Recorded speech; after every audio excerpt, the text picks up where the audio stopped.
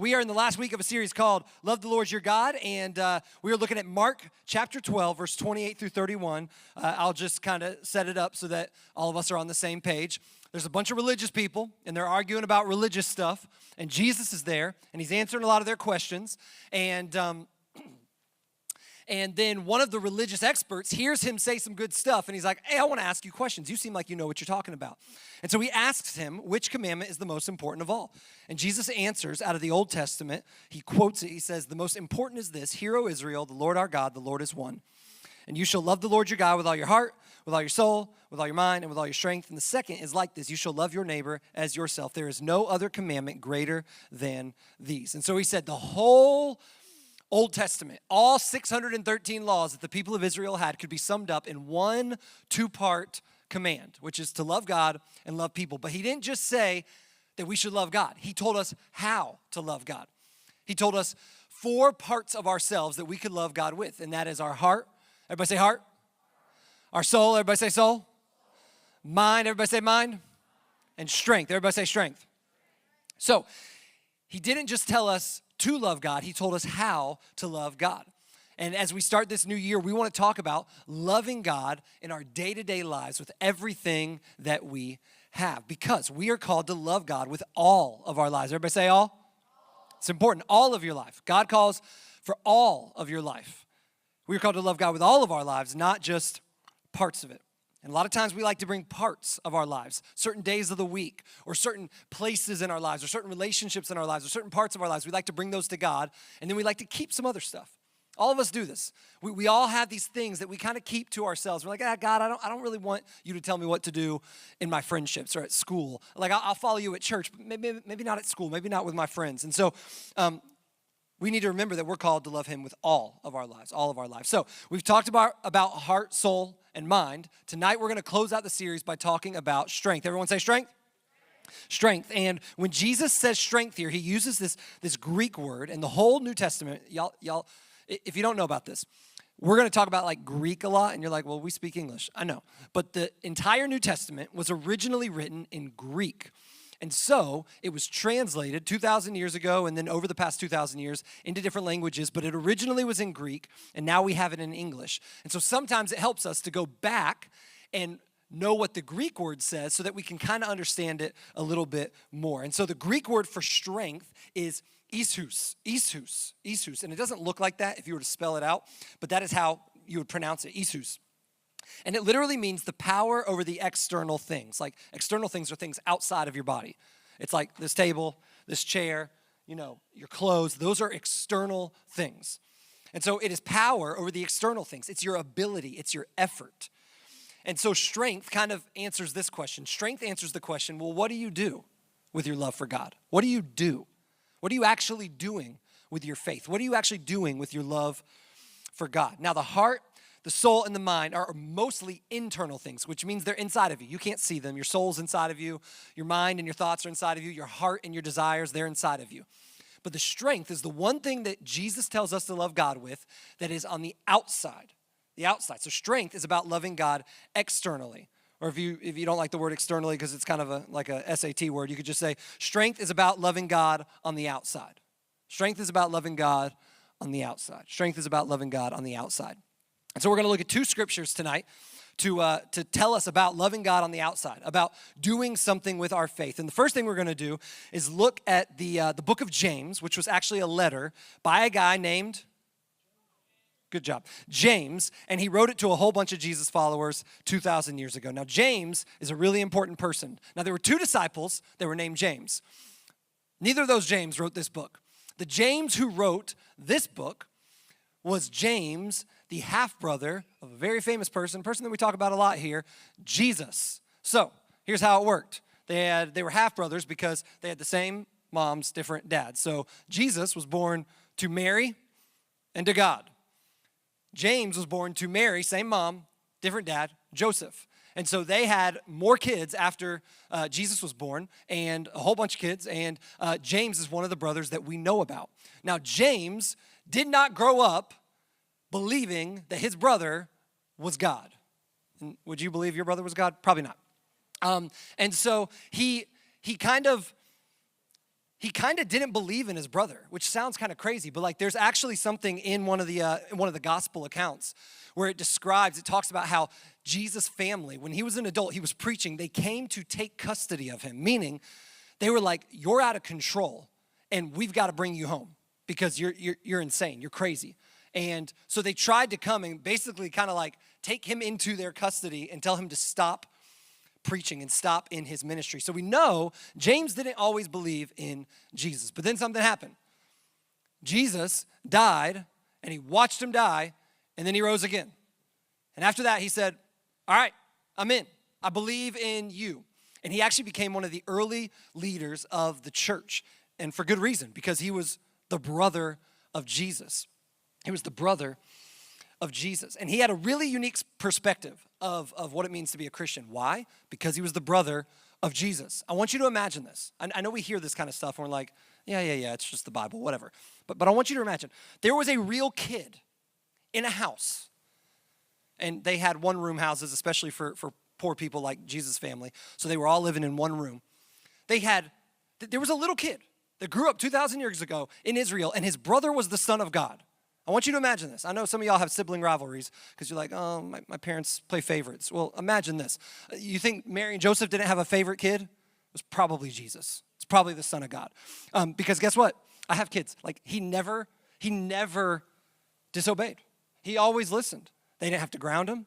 They didn't have to tell him to get dressed 5 times for school. They didn't have to tell him to eat his vegetables. He just did what he was supposed to do always. And so you can imagine James, like they're doing chores, and like Jesus always gets done first, and Jesus always does it right. And he's like, Jesus is always right. It's like, well, he is. Like, he never has done anything wrong. And he's like, well, y'all treat Jesus differently. And they're like, yeah, we do. Because God told me he was just going to be in my belly. Mary's saying this. He was just going to appear in my belly, and then I was just going to have a baby. Like, of course we treat Jesus a little bit differently.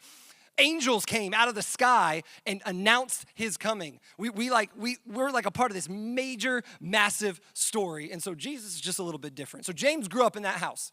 And James watched his brother live his life.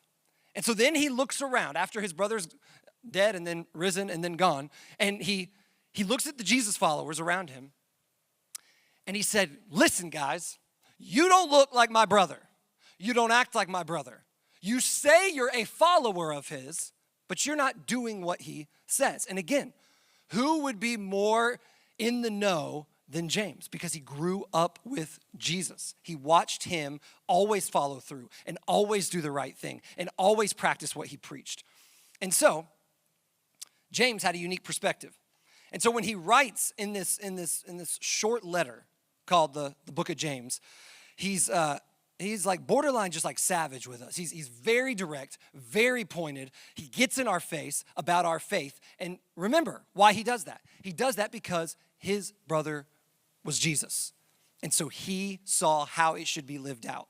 And he looked at us and he's like, yeah, y'all aren't doing this right. And so he tells us about how to do it right in chapter 1 and starting in verse 22. He says this. Remember, we're talking about loving God with your strength. With what happens on the outside. He says, be doers. Everybody say doers. Doers. This means you have to do it. Doers of the word and not hearers only, deceiving yourselves. Be a doer of the word and not a hearer only. All of you right now are hearing God's word, but that doesn't mean you're doing anything with it. He says you don't just need to hear, you need to do. Everybody say do. Do. You need to be a doer of the word. And if you don't do the word and you just listen to it, you're lying to yourself. You're making yourself feel like you are accomplishing something, but really you're just listening. You're just listening to somebody talk, and you're not actually doing anything with it. And then he gives this example. He says, if anyone is a hearer of the word and not a doer, so they hear it, but they don't do anything, he is like a man or a woman who looks intently at his natural face in a mirror. And when he says looks intently, it's like intense focus. Like you're getting real up close and you're looking at every like pore and hair on your face and on your head. And you're getting real up close to the mirror to see what you look like. He says they look intently in the mirror. For he looks at himself and then he goes away and immediately or at once forgets what he was like. So I want you to think about the purpose of a mirror. Now I know some of y'all this is rare in middle school, but I know some of y'all are like, man, I'm like the best looking guy in my school. I'm like the best looking girl around. So like y'all look in the mirror and you're just like, oh, I'm blessed and highly favored. This is amazing. Like I'm fearfully and wonderfully made. And you look in the mirror and you see nothing wrong. And I bless you. I thank you. I'm just really happy for you. That's great. If most of us wish that we felt that way in middle school. So if you feel that way, great. But for the other 99% of us, we look at the mirror to see if something's wrong. We look in the mirror to see if something's wrong. We look to see look at our hair. Is my hair the way I want it to look? Is there something stuck in my teeth? For the girls that are putting on makeup, you're like, did I blend my whatever right? Do I got the weird kind of like jawline thing going on? Like, did I do this right? Or do I need to blend some things and make them look the way I want them to look? We look in the mirror to tell us what we need to fix. So James is like, imagine that you see something in your teeth, or you see your makeup's messed up, or you see your hair's all over the place. And then you just look at it and you're like, I need to fix that. And then you just go away and you don't do anything about it and you completely forget what you look like. He says nobody would do that. There's really only one group of people around in modern day or really any culture that do that, and they are children. Only children will look in the mirror and say, I don't really like what I look like, but I'm just gonna go with it. Only children will put 2 mismatched socks on. Again, I got a 4-year-old and 7-year-old. They don't care what they wear. They'll wear like a Star Wars skirt, and then they'll just be like wearing like a shield, like a breastplate from their dress up bin, and then wear a dress over it, and then wear they don't care. And they look in the mirror and they're like, they have no issues with it. They think it looks great. And so then they walk off. Children do that. But if you're a grown-up, if you're gonna be a mature follower of Jesus, you can't just hear God's word, you gotta do something with it. You can't just see something in the mirror that needs to be fixed. You need to do something with it. He continues, he says, verse 25, but the one who looks into the perfect law, the law of liberty. Let me stop there. You know what liberty means? Liberty means freedom. So I want you to understand this. This is really important, especially as you're kind of growing up. People at school, especially when you start getting into high school, and then you'll have people that think they know everything because they watched a TikTok video. People will tell you, Christianity is meant to hold you back. It's meant to control you. It's not really for your good. It's all these old, antiquated ways of doing things that might have worked 2,000 years ago, but it doesn't work in 2024, and it doesn't work in America, and it doesn't work for a teenager. But James says something really important. He says, the law that God gives us it's not meant to hurt us. It's not meant to trap you. It's actually meant to set you free. When you listen to what God says, you will experience freedom. You'll be at more peace. You'll have better relationships. You'll be more really happy with what you do and who you are. You'll think about yourself in the right way, that you are valuable, that you're fearfully and wonderfully made, that you're not perfect, that you need a Savior, but you'll see yourself the right way. Like, you will be free.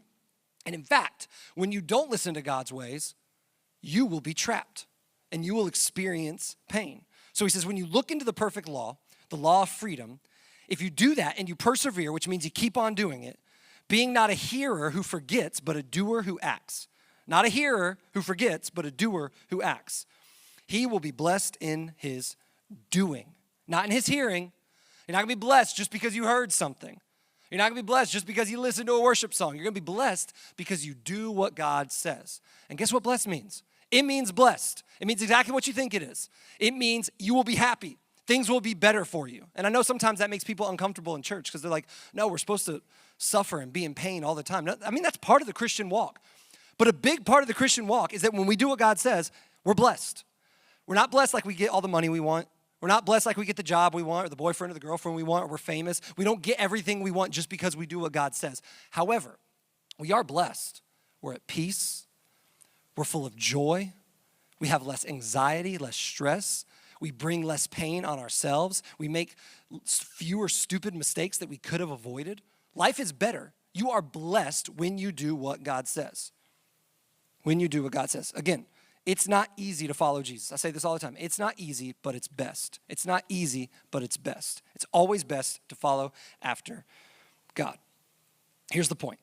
True faith in God requires action. This is what James is saying. He's like, I watched my brother, and I saw how he lived. And you, if you're gonna be a follower of Jesus, need to do what he says and act like him. True faith in God requires action. Now, when the Bible talks about the word believe, we think something in English. We think believe means you like mentally think that something exists. When we say, and I've given this example before, but when we look at this chair, to us, to believe in this chair means I believe this chair exists. I believe it exists so that someone can sit in it. I believe that if I were to sit in it, it would hold me. I believe that it's got 4 legs that each hold an equal amount of weight. I believe it. I believe it's here. I believe in this.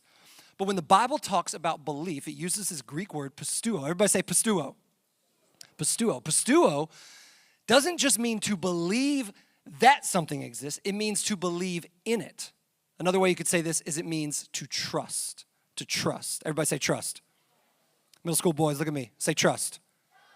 There we are. There we are. All right, so it's not just to believe in it or that it exists. It's to believe in it. It's to trust it. I don't pisteuo. I don't put my faith in this chair until I sit in it. I could know all about it. I could tell you all about the padding in it and the backing and all that. But I do not pisteuo. I do not trust until I sit in it. True faith requires action.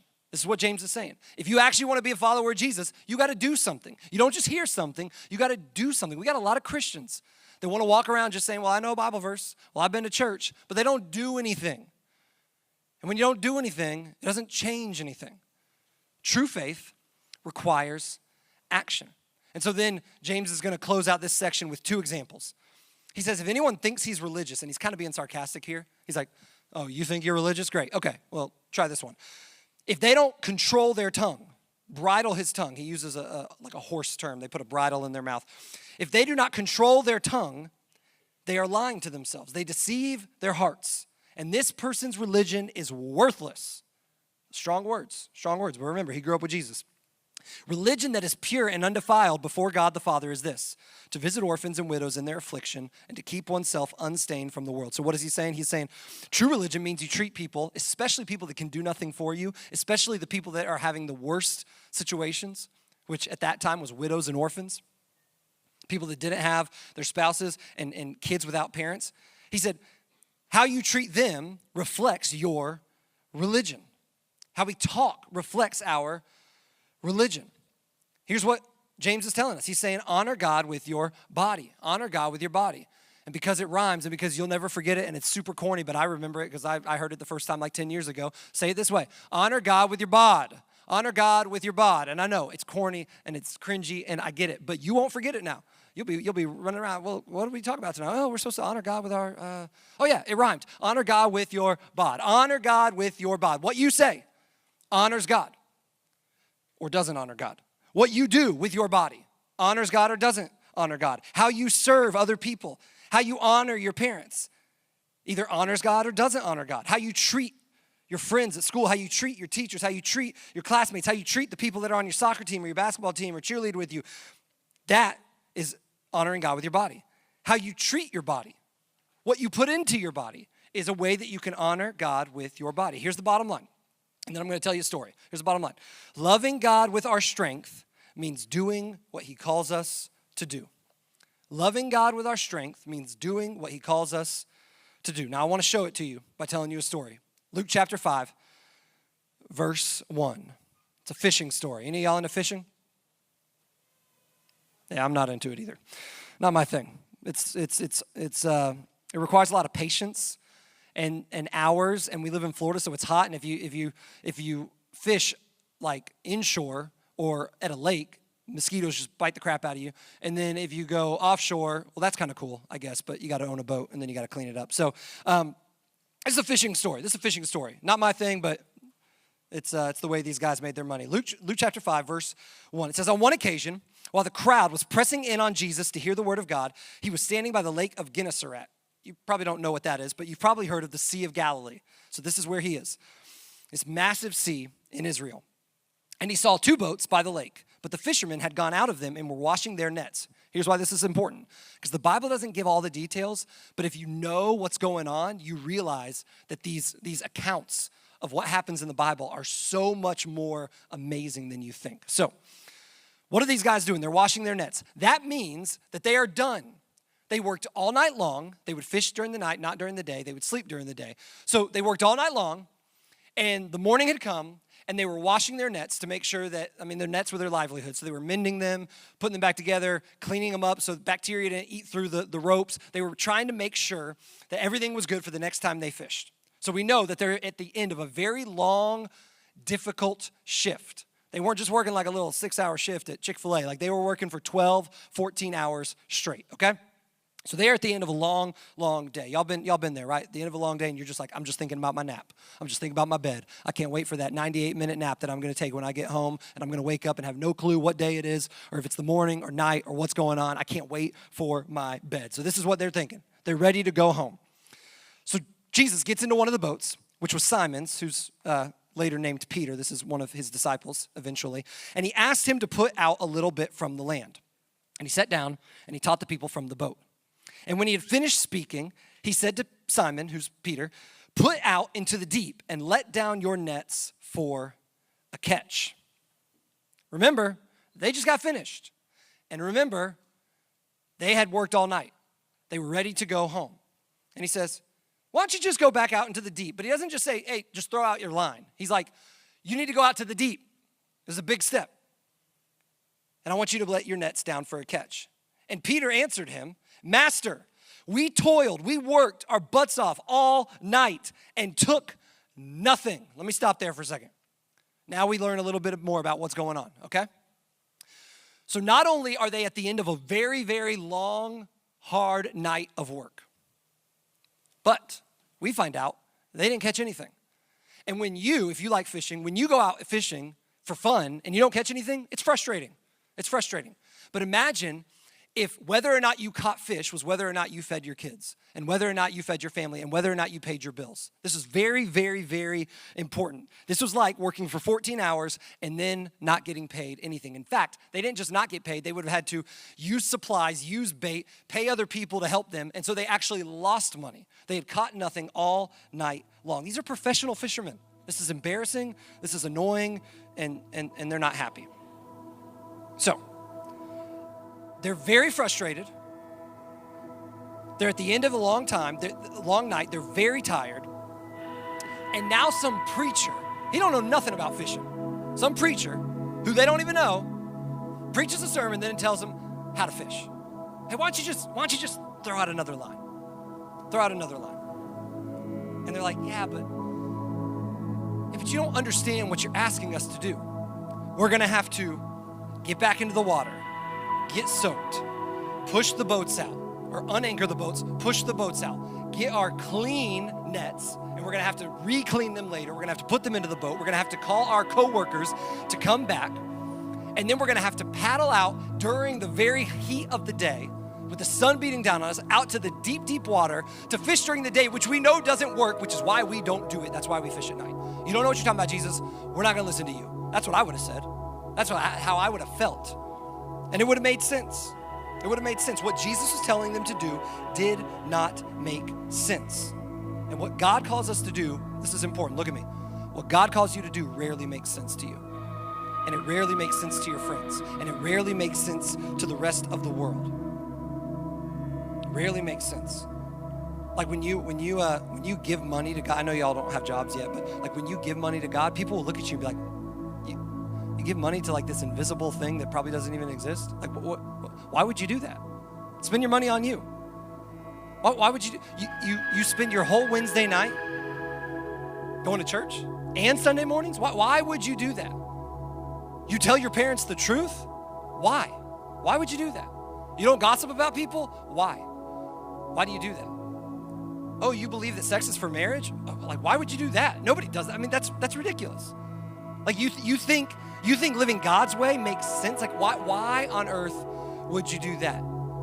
You're gonna take half a week of your summer vacation and go on a mission trip, and it costs money, but you're not going on vacation, you're going to work for people.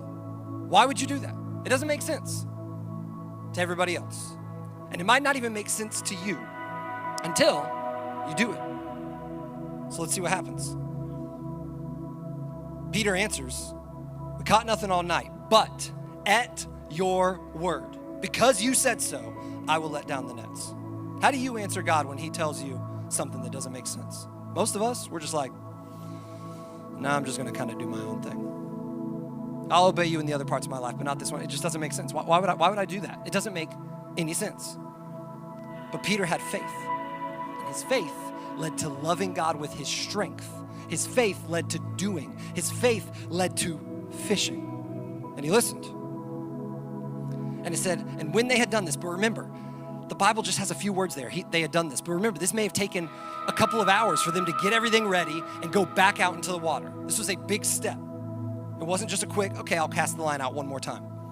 When they had done this, they enclosed a large number of fish, and their nets were breaking, which had probably never happened to them in their entire fishing career. Their nets, these commercial fishing nets, were breaking. And so they signaled to the other partners in the other boat to come and help them. And they came and they filled both the boats so that they began to sink. I'm not even sure physics-wise if this is possible. If what can come up in a net for one boat could literally sink two boats. It probably is physically impossible, and yet it was happening. This is the biggest catch they've ever seen. Maybe the biggest catch that had ever happened in the Sea of Galilee. Maybe a story that would be shared for years and years and years to come. We're still reading about it now, 2,000 years later. And when Simon Peter saw it, he fell down at Jesus' knees saying, "Depart from me, for I am a sinful man, O Lord." For he and all who were with him were astonished at the catch of fish they had taken. And so were James and John, sons of Zebedee, who were partners with Peter. And Jesus said to Peter, "Do not be afraid. From now on you will be fishing for men." And when they had brought their boats to land, they left everything and followed him. We never know, this is important, we never know what's at stake on the other side of our obedience. We never know what's at stake on the other side of us saying yes to God, especially when it doesn't make sense, of us doing what God tells us to do. What was at stake was this huge catch of fish, this miraculous catch of fish. But guess what? It wasn't about the fish. The fish led to something else. It led to that last verse. And when they brought their boats to land, they left everything and followed him. It doesn't say they went to the market and sold it, made a few $1,000s. It doesn't say they got a little nest egg to save up for when they became followers of a rabbi who was homeless. No, it just says they left everything. Maybe they just gave the fish to their neighbors. I don't know what they did, but they left everything. They left their boats, their nets, everything, and followed after him. Perhaps if Peter says, "Nah, I'm not gonna go back out and fish," then we don't even know who Peter is. He never becomes a disciple. He never is a leader of the early church. He never knows Jesus, like nothing. He's just lost to history. But instead, there's people running around with the name Peter 2,000 years later. There's people running around with the names James and John. These three guys actually happen to be the closest three men on earth to Jesus. They were his closest disciples. And it all could have changed if Peter was like, I'm gonna go home and take a nap. You preached a good sermon, but I'm not gonna listen to you. I'm not gonna actually do what you tell me to do. So, what are you putting your effort into? What are you putting your strength into? What are you putting your time into? Is it video games? Is it sports? Is it school? I'm not saying those things are bad, but is it temporary things or eternal things? More importantly, is it what you want or is it what God wants? Is it what benefits you or is it what benefits others? What are you putting your effort into? What are you putting your effort into? This is how I want to close. I just want you to write down one thing, and you can write it on your notes, you can write it in your Bible, you can write it on your journal, you can write it on your hand. I want you to write down one thing you believe Jesus is calling you to do. And I know when I say something like this, you start thinking like spiritual, like big stuff. Like don't think about all that. Maybe what Jesus is calling you to do today, where he's calling you to love him with your strength, where he's calling you to be a doer of the word and not a hearer only. Maybe it's just, I need to say I'm sorry to my mom when I get back in the car because I was really mean to her this morning. I didn't listen to her on the way to church. I was just really disrespectful. Maybe it's something, and you're like, that's so small. That's what it means to be faithful with what you do. Maybe it means you need to talk to a friend that you haven't really been talking lately because there's some drama in between you, and you just make it right, and you say you're sorry. Maybe it means that you're gonna spend 3 minutes in God's word tonight, or 3 minutes praying tonight.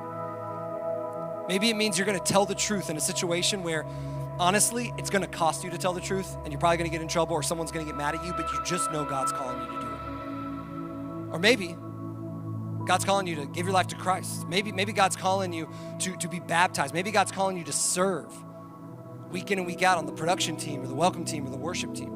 I don't know what it is for you, but I want you to write down one thing that you believe Jesus is calling you to do, because we do not want to be hearers only. We want to be doers of the word. I'm going to pray for you. And then as we sing this last song, I just want you to write that thing down and pray over it. And I don't want you to just leave here thinking, oh yeah, that was nice. That was a nice sermon. We're not hearers only. We want to be doers. We want to be doers. We want to do something with what God has called us to do and love him with our strength. Love him on the outside. Let me pray for you.